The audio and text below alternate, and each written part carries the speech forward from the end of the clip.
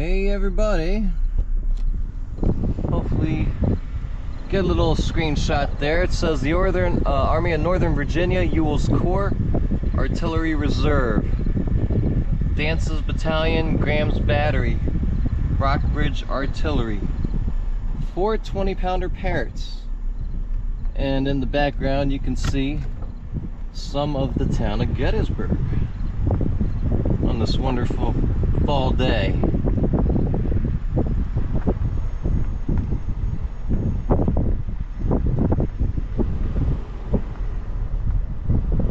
Hopefully you can see a little bit of those lovely fall colors, although the sun is kind of going in and out.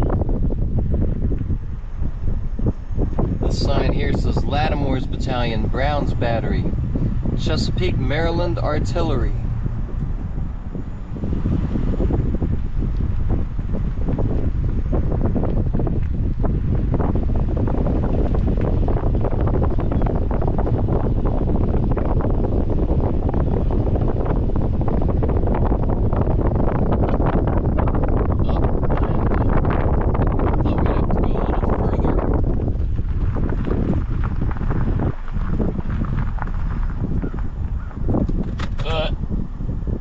Come to our first sign.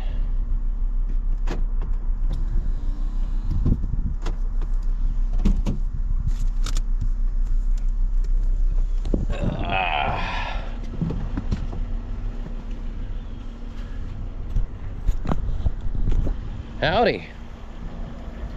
Leave the car running because we might jump back in and go further down. I think the area is this area, sorry, I don't have a baffle on, sorry. This area is definitely much lesser known.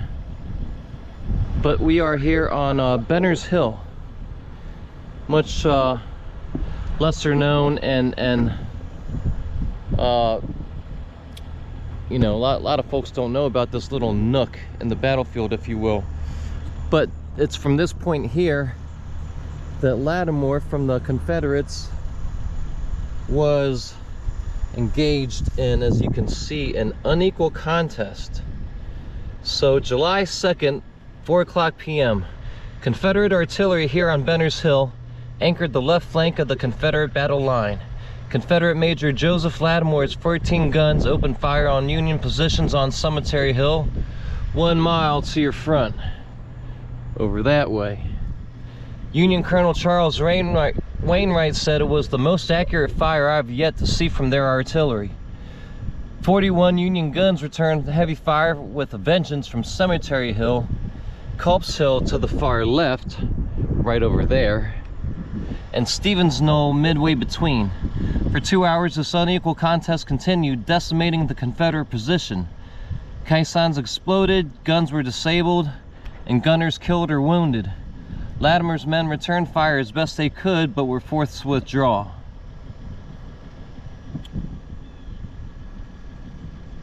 I love when, you know, they overlay these older photos. Looks much the same in this picture, as you can see, as it does right now. The vegetation is was more sparse, so there were, you know, we always talk about what vegetation was here at the time of the battle, what parts of the vegetation weren't. This is obviously newer growth here, small trees, large bushes and stuff. Major Joseph Lattimore, 19, mortally wounded near the end of the day, died on August 1st. One of his officers wrote Lattimore was most gallant, showing the greatest coolness and bravery under the most trying circumstances. Sorry, there's some kind of, I don't know, bird poop there.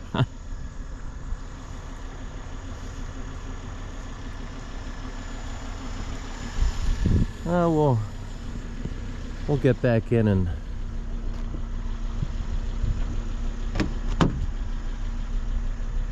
cruise on down this small road here.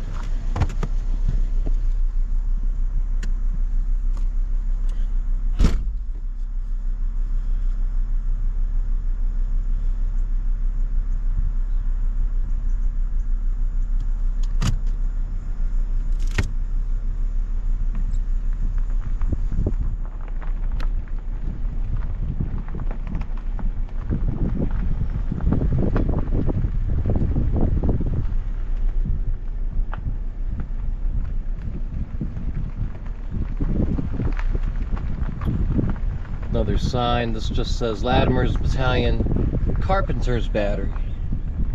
So it kind of goes without saying that it was probably some of the most accurate fire from Confederate gunners that the Union had seen, because most of these are Parrots and rifled guns, unlike the old Napoleons, which were in some cases still effective, but you know, not as modern, not as advanced as the rifled guns.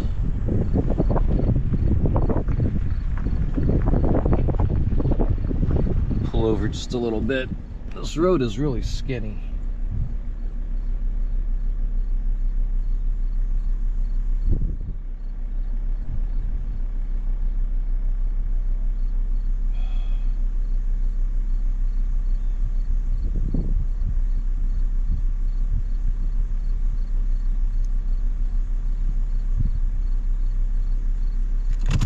Sorry, I'll get out.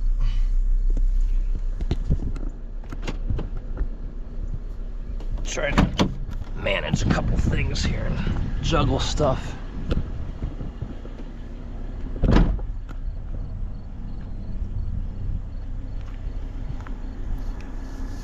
By the way, the story that we just read about Latimer really reminds me of Wilkerson on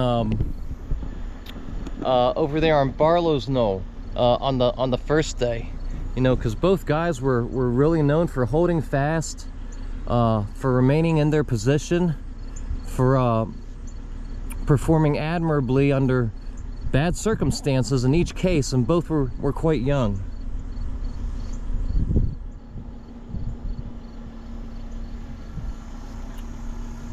So July 1st, after dark, crossed Rock Creek and encamped on this ridge.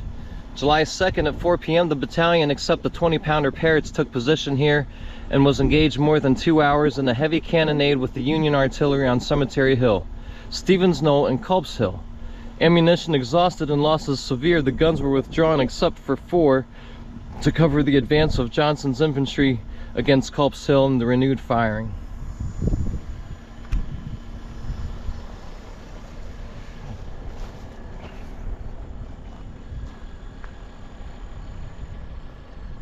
So yeah, this is not a part of the park that's laden with monuments.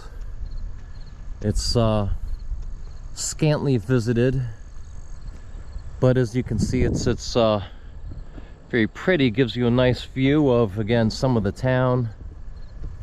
You can see off in the distance to the west a fair bit through the trees. You can see South Mountain off in the distance.